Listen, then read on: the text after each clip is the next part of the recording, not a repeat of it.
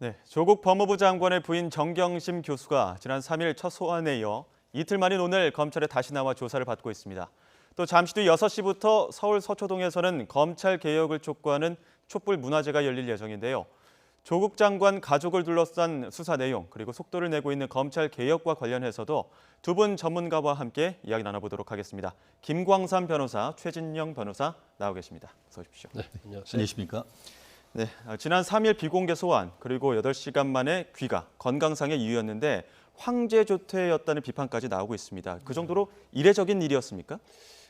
이제 일반적으로는 이례적이지만 사실 그런 경우가 왕왕 있죠. 그러니까 조사를 받다가 이제 돌발 변수가 발생하는 경우가 있거든요. 예. 특히 조사를 받는 상대방, 그러니까 피의자가 건강 상태가 악화된다랄지 아니면 또 다른 이유로 더 이상 수사를 할 수 없을 때는 중단되는 경우가 있어요. 그런데 이날 사실 한 8시간 정도 검찰청에서 머무른 걸로 알려져 있는데 실질적으로 중간에 점심 먹는 시간이 있었을 거고요. 또 몸이 안 좋아서 또 휴식을 취했다고 합니다. 그러면 조사받은 시간이 한 5시간 남짓 됐을 거예요. 그래서 그런데 일반적으로 만약에 중간에 이제 조사를 안 받게 되면 그날 조사받은 내용에 대해서는 사실 읽어보고 서명 날일 하고 그다음에 다음 조사를 또 기약을 할 수가 있는데 전혀 하지 않았다고 그럽니다. 그래서 그게 정말로 정경심 교수의 건강 자체에서 진짜 아주 심각한 문제가 있어서 그랬는지 아니면 정경심 교수 측에서는 이제 방어 전략 차원에서 어떤 의도적인 그런 것이 있었는지 이제 그 부분은 좀 더 앞으로 살펴봐야 할 것 같습니다.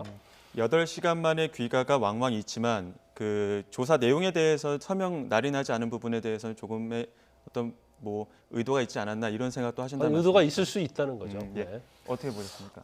그렇습니다. 저희가 일반 사람들이 검찰에 들어가면은 우리가 영혼까지 탈탈 털린다 그런 얘기를 하죠. 예. 굉장히 힘드셨을 겁니다. 아마 그렇기 때문에 아마 메스꺼웠다 그런 얘기도 나오는 배경인 것 같은데 하지만 보통 사람들 같은 경우에는 2번 다시 들어가고 싶지 않다 이런 얘기를 많이 합니다. 그러다 보니까 예. 일단 아침에 들어갔다고 하면은 조금 늦게까지라도 해서 그날 모든 수사를 다 마치려고 하는 것이 통상적인 제가 직접적으로 경험해 본 사건인데요.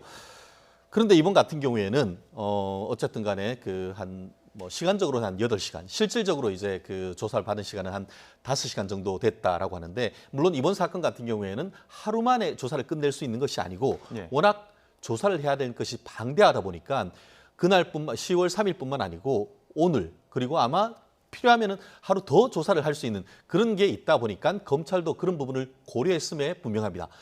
그리고 실질적으로 지금 예전 같은 경우에 양승태 대법원장 같은 경우에도 실제로 이제 밤샘 거의 조사를 하고 서명을 하지 않고 그 다음 날 다시 출근을 해서 조사를 한다. 다 꼼꼼히 본 다음에 도장을 찍은 전례도 없지는 않습니다. 하지만 그런 것이 일반적이냐? 결코 그렇지는 않다. 그러다 보니까 소환됐을 때부터 그리고 또 거기에 변호인이 참여해서 하다가 그냥 이른바 황제 조퇴했다라는 그런 얘기 자체가 법조인들에게서조차도 상당히 이례적인 것은 분명한 것 같습니다. 두 분 다 이 조서에 대한 서명 말씀을 해주셨으니까 이 서명에 대한 법적 효력도 짚고 넘어가야 될 것 근데 같은데요. 이제 조사를 받았죠. 근데 조사받은 내용에 대해서 법정에서 증거 능력이 있으려고 하면 예. 이제 열람을 하고 내가 진술한 내용과 틀림이 없다 하면서 서명 날의를 하면 예. 그건 검찰 조서 자체는 법정에서 증거 능력이 있어요. 그런데 그렇게 하지 않았다고 한다면 이거 자체는 증거를 쓸 수가 없는 거죠. 그런데 이걸 무조건 증거를 쓸 수 없는 게 아니라 이제 오늘 조사하잖아요. 그러면 어제 조사한 내용에 이어서 계속 조사를 받고 그다음에 이제 오늘 조사가 끝마치면 그때 읽어보고 서명 날을 하면 되기 때문에 예. 어제 조사 자체가 증거 능력이 없다 이렇게 이 얘기할 수는 없어요. 그런데 만약에 오늘 조사를 받으면서 나 어제 조사 자체는 내가 잘못 말한 부분이 있기 때문에 새로 조사를 받고 싶다. 그래서 오늘 조사를 정식적으로 다시 받게 되면 어제 조서 자체에 대해서는 열람을 한다랄지 서명 날의를 하지 않았기 때문에 어제 증거는 쓸 수가 없죠. 어제 조사 내용은. 근데 아마 제가 볼 때는 그렇게까지는 하지 않을 거라고 봅니다. 왜냐하면 그렇게 되면 굉장히 비난 가능성이 있을 거고 뭔가 은폐한다는 의심을 받을 수 있거든요. 그래서 어제 조서 받은 내용에 이어서 오늘도 아마 추가적으로 조사받을 가능성이 크다 이렇게 봅니다. 예, 그제 그 조사를 말씀하셨는데 네, 그제입니다. 그제. 예, 네. 그 3일날 당시의 시점을 보자면 조국 장관의 오촌 조카 조범동 씨가 구속 기소되기 전에 이제 정경심 교수가 조사를 받고 있었습니다. 지금은 구속 기소된 상태에서 조사를 받고 있는데 이렇게 봤을 때 어떤 시점의 차이는 있습니까? 일정 시점의 차이는 있지만 제가 변호인이라고 했으면 할 경우에는 아마 제가 미루어 짐작컨대 최대한 조사 자체를 미루려고 했다는 의도는 충분히 읽을 수 있을 것 같습니다. 왜냐하면은 말씀하신 것처럼 조국 장관의 오촌 조카인 조범동 씨가 특정경제가중법상의 처벌법상의 횡령이라든가 아니면 자본시장법 위반 이런 것으로 해서 구속 기소가 되는데 지금 언론 보도를 보면은 그 사건에 물론 그 공소장 자체에는 아직까지 그렇게 돼 있지 않다라고 하지만 잠재적으로 지금 어떻게 보면은 그 정경심 교수가 공범으로 돼 있을 공범의 의심을 받고 아마 지금도 그거에 대해서 조사를 받고 있을 것 같은데요. 말씀드린 것처럼 조범동 씨의 공소장은 쉽게 말하면은 그 정경심 교수로 말하면은 답안지가 되는 겁니다. 일단 재판이 넘겨지기 전 기소 전까지는 수사 내용을 알 수가 없지만 공소장이 나오면은 그것은 피고인에게 그 발송을 해줘야 되기 때문에 그러면은 어떤 식으로 해서든 정경심 교수는 이 오촌 조카 조 장관의 오촌 조카인 공소장을 다 미리 보고 대응할 수가 있습니다. 예. 그렇기 때문에 제가 봤을 때는 오늘 만약에 이 부분과 관련해서 예를 들어서 그 코링크 사모펀드와 관련해서 조사를 한다고 하면은 사실상 이미 조범동 씨에 대한 공소장을 내부적으로 확인하고 대응하고 있을 가능성이 매우 높고 그런 것은 최대한 그렇기 때문에 수사 자체를 최대한 미뤄서 지금 받고 있지 않느냐 하는 것이 저뿐만 아니고 이 법률 전문가들은 미뤄 짐작하는 부분입니다. 물론 다른 아까 말씀드린 것처럼 건강상의 문제라든가 이런 것도 있겠지만 수사 대응 전략으로 봤을 때는 나름대로 굉장히 어떻게 보면 실무적으로 탄탄한 대응 논리를 갖췄을 가능성이 있다라고 보입니다. 예, 그럼 오늘 검찰 조사의 핵심은 말씀하신 사모펀드 운용에 대한 내용일까요? 그렇습니다. 저는 그렇게 짐작하는데요. 실제로 지금 정경심 교수에 대해서는 세 가지 큰 흐름이 있습니다.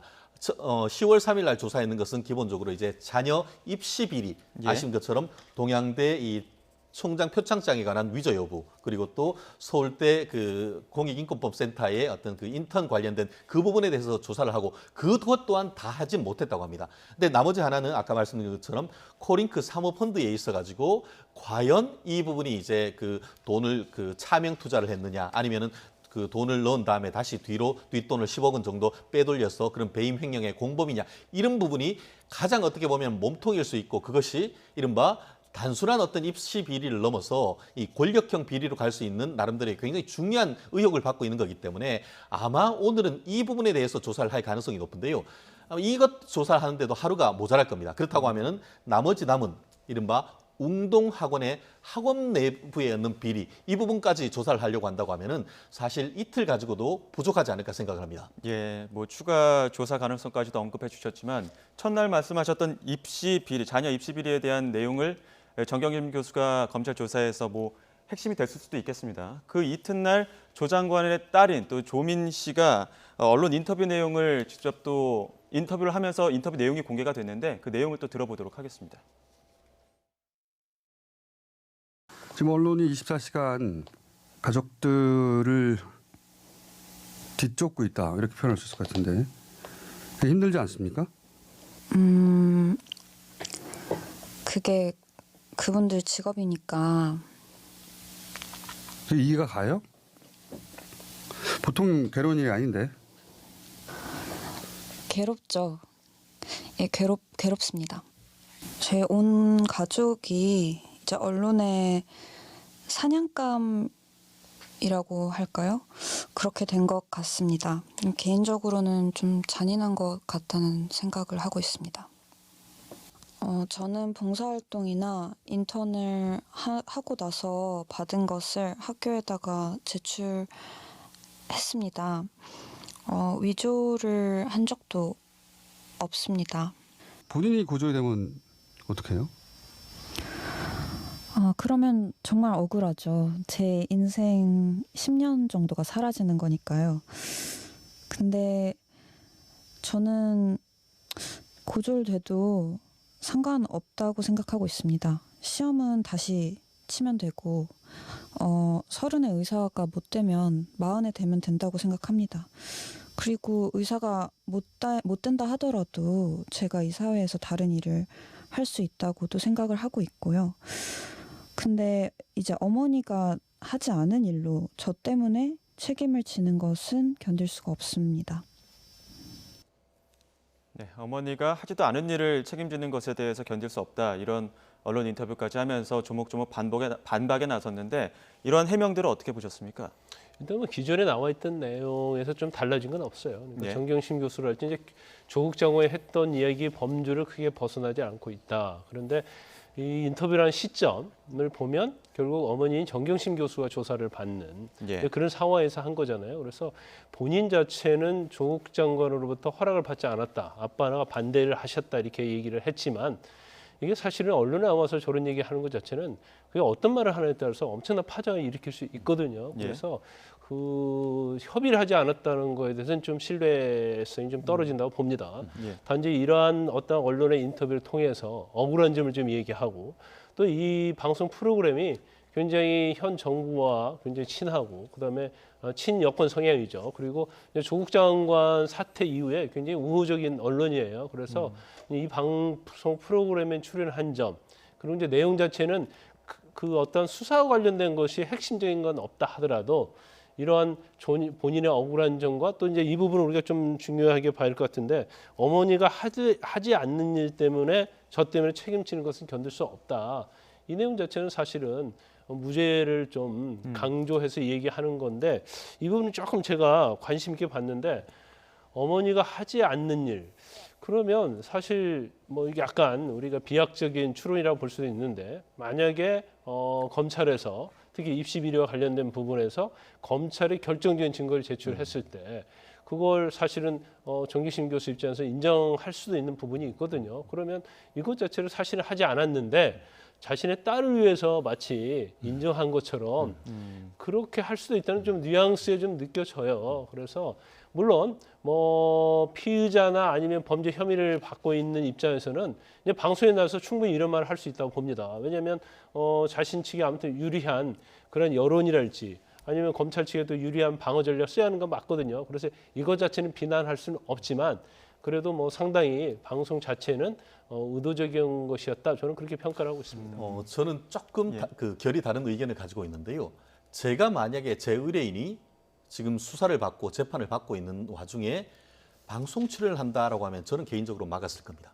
예. 그렇기 때문에 말씀하신 것처럼 이 부분이 정치적 맥락과 법적 맥락이 있는데 정치적 맥락, 한마디로 여론에 호소한다는 그런 측면에서는 나름대로 의미가 있고 특히 이제 우리나라가 지금 이번 조국 사태를 가지고 상당히 진영으로 나뉘는데 같은 진영에 상당히 그 감정적인 호소한다는 점에서는 굉장히 의미가 있지만 아시다시피 그 조국 장관 지금 전 가족들이 피의자로서 지금 사실상 조사를 받고 있다라고 한다고 하면은 공개적으로 했던 발언이 뒤에 돌아서 자기에게 부메랑으로 돌아왔을 가능성이 굉장히 큽니다.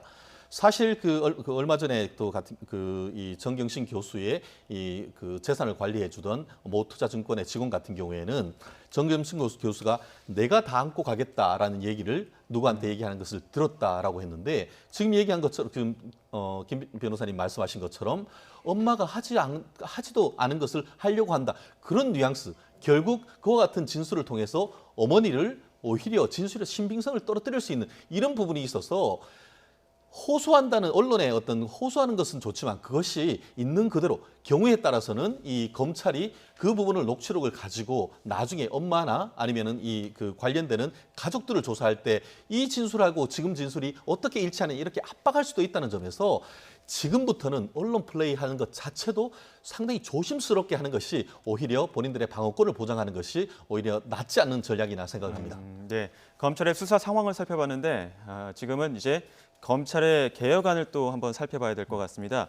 문 대통령의 지시 이후에 하루 만에 검찰이 자체 개혁안을 내놨습니다. 뭐 특수부 폐지 이런 내용들도 내놨지만 그 이후에 내온 게 공개 소환 폐지 나왔습니다. 뭐 포토라인은 없을 것이다 이런 얘기들도 나왔는데 이 부분에 대해서 검찰의 자체 개혁안 자체적으로 하기에 적당했다고 보십니까? 사실 이 부분에 있어서 그 검찰은 검찰대로 굉장히 빠르게 그 반응을 했습니다. 이 국무회의에서 대통령께서 이 검찰총장에게 개혁안을 내놓으라고 지시를 하셨는데 그 다음 날 바로 3가지 정도 핵심이 있는 내용을 하면서 그 중에 하나가 말씀하신 것처럼 이 공개소환 제도 자체를 전면적으로 폐지하고 그리고 전국적으로 한 7개 정도 있는 특수부도 서울을 비롯해서 3군데 정도로 축소하고 또 그 외에도 여러 가지 얘기를 하고 있습니다만 제가 봤을 때는 뭐 나름대로 어떻게 보면 그 청와대에서 어떤 그 얘기가 나왔기 때문에 즉시 어떻게 보면 그 나름대로 할 수 있는 것을 얘기를 했는데 그 내용을 봤을 때는 뭐 물론 그 중에서 어떻게 보면 뭐 그 파견되는 검사들도 다 그 원대 복귀시킨다 이런 부분이 있는데 그 부분에 대해서 법무부가 뭐라고 했었죠? 여전히 부족하다. 네. 그리고 그중에 일부는 검찰에서의 권한이 아니고 법무부 우리의 권한이다. 이렇게 지금 얘기를 하고 있습니다. 결국 검찰로서는 검찰 얘기를 나름대로 하고 있는데 제3자 입장에서 봤을 때는 그와 같은 검찰 개혁의 주체를 두고도 그것이 검찰이냐 아니면 법무부냐 해서 티격태격하는 그런 모습이어서 법조인의 한 사람으로서 이런 전체적인 어떤 그런 티격태격하는 모습이 굉장히 좀 안타깝습니다. 김광선 변호사께서 어떻게 보십니까? 일단 이제 검찰 개혁에 대해서는 굉장히 발빠르게 움직이죠. 이는 뭐 대통령 지시사항도 있었고 또 지지난 이제 토요일 날 서초동의 촛불 집회 자체에 대해서도 영향을 저는 많이 받았다고 봐요. 그래서 이거 자체를 검찰이 어떤 권력의 압박 또는 여권의 압박에 굴복한 것이 아니냐.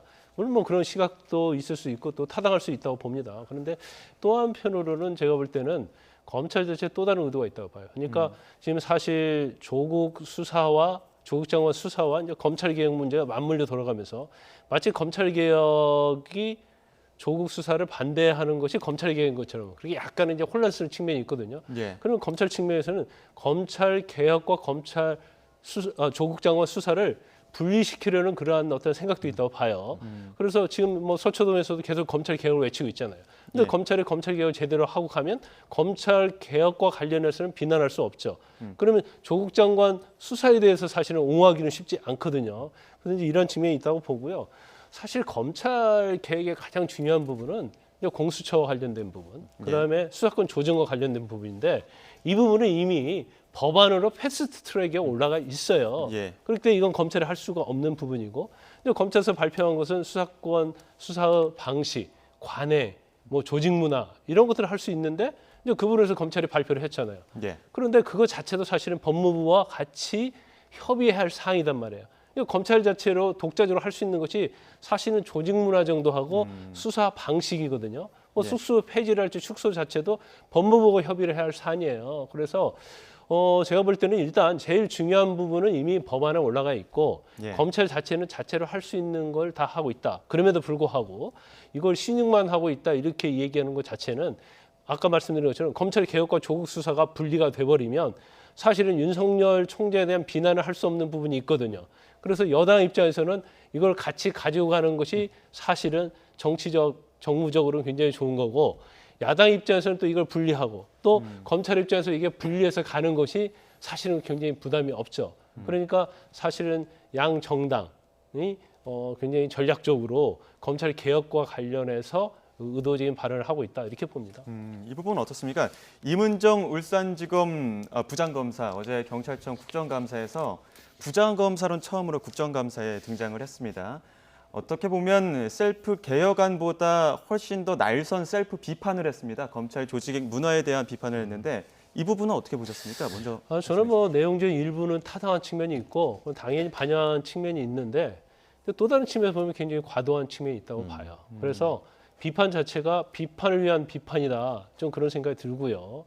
그다음에 이제 검찰 자체도 굉장히 부정적인 얘기를 많이 했는데 물론 일부 타당합니다. 그렇지만 검찰이 이제까지 비난을 많이 받았던 것은 사실 일부 특수부와 관련된 부분, 대검 중수부와 관련된 어떻게 보면 정권의 입맛에 맞는 수사를 했기 때문에 그러잖아요. 예. 그런데 그런 수사 말고는 상당히 많이 국민으로부터 또 박수를 받은 사건들이 많아요. 근데 그 모든 걸 전부 다 마치 정치 권력의 하수인 것처럼 이렇게 매도하는 것은 정말 열심히 일하는 검사들 입장에서 보면 굉장히 화가 난 일일 거라 이렇게 봅니다. 그래서 어떠한 지금 내용 자체의 어떤 일부의 타당한 측면을 가지고 이걸 전체적으로 해석하면 안 된다. 그리고 상당히 과도하게 흐르고 있다. 그런 지적을 좀 하고 싶어요. 예. 뭐 짧게 부탁드립니다. 결국은 이제 임 부장이 얘기했는 것에 대해서 댓글이나 이런 걸로 해서 많은 국민의 지지가 있는 것은 사실입니다. 그렇지만 좀 더 전문가적인 견해에서 봤을 때는 지금 말씀하신 것처럼 훨씬 더 이 부분이 좀 지나치게 그 증폭된 부분이 없지 않고 특히 이제 검찰 내부 같은 경우에는 그와 같은 목소리가 어떻게 보면 소수 목소리인데 어떻게 보면 국정감사나 이런 데에서 나옴으로써 마치 그것이 검찰의 일반적인 목소리처럼 이렇게 왜곡되는 그런 측면이 없지 않습니다. 말씀하신 것처럼 내부적인 그 쓴소리는 들어야 되지만 그것이 전부진 않다. 특히 말씀하신 것처럼 저희가 어떻게 보면 전체적으로 지금 예전 어땠습니까? 검찰 검경 수사권 독립에 있어가지고 검찰의 힘을 빼서 수사 지휘권이나 종결권을 경찰에 줘야 된다고 하는 것이 지금까지 흐름이었지 않습니까? 예. 근데 지금 와가지고는 그 조국 장관은 뭐라고 합니까? 형사부를 강화해야 된다. 근데 형사부의 핵심적인 권한이 뭐죠? 경찰에 대한 수사 지휘권입니다. 근데 법으로는 수사 지휘권을 검찰에서 경찰로 넘긴다고 해놓고 지금에 와가지고는 또 형사부를 강화시킨다고 하면은 그와 같은 모순을 어떻게 해결하는 것이죠? 그런 부분에 대한 어떤 강론적인 국민에 대한 설득 이런 부분에 대해서는 사실 온데간데 없고 그냥 총론적으로 감정적으로 이제 이문정 부장이나 이런 부분들이 검찰 내부의 어떤 비판하는 것에 대해서만 지나치게 좀 확대되는 것은 어떻게 보면은 검찰 개혁에 있어서 나름대로 하나의 방향성은 좋습니다만 전체적인 어떤 조화를 가지고 보는 것이 좀 더 바른 시각이 아닌가 저는 생각합니다.